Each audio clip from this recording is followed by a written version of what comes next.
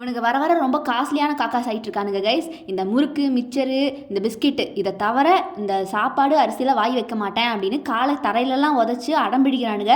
அப்படி நீங்கள் போடலைன்னா வீட்டு வாசலில் வந்து கத்தி கூப்பிடுவானுங்க. மெயினாக எங்கள் அப்பாவை தான். இன்றைக்கி அப்படி தான் அடம் பிடிச்சி பிஸ்கெட் வாங்கி சாப்பிட்டுட்டு இருந்தான் இவன். அதுவும் நாமளாம் வெளியில் போயிட்டோம்னா அவ்வளோதான், அங்கேயே உட்காந்துருப்பான் அடுத்தடுத்து வருவாங்கன்னு நினச்சிட்டு. அதுக்கப்புறம் ஈவினிங் ஆகிடுச்சா, நானும் எங்கள் அம்மாவும் நேற்று அந்த டிமார்ட்டில் வாங்கிட்டு வந்தால் மசாலா அந்த பாப்கார்னை பிரித்தோம். சூப்பராக இருந்துச்சு அது.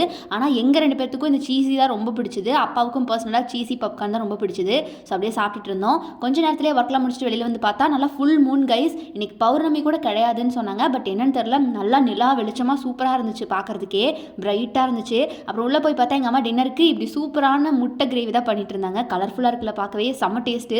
இதுக்கு குட்டி குட்டி பூரி க்யூட்டாக சுட்டுட்டு இருந்தாங்க. இந்த குட்டி பூரிக்கு நான் அடிக்ட் சின்ன வயசுலேருந்து. ஸ்கூல் டைம்லேருந்து எங்கள் பாட்டி எனக்கு இந்த மாதிரி குட்டி குட்டி பூரி சுட்டு தான் ஸ்கூலுக்கு கொடுத்து அனுப்புவாங்க. அதெல்லாம் அப்படியே மெமரிஸ் பிரிங் பேக் ஆகிடுச்சு. இந்த குட்டி பூரிக்கு இந்த முட்டை கிரேவி சும்மா பர்ஃபெக்ட் அண்ட் அல்ட்டியாக இருக்கும்.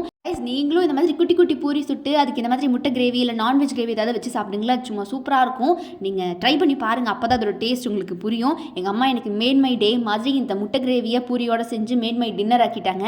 செம்மையாக இருந்துச்சு. நீங்களும் ட்ரை பண்ணி பாருங்கள், இப்படி நான்வெஜ் பூரியோட சூப்பராக இருக்கும் அது ஒரு மாதிரி.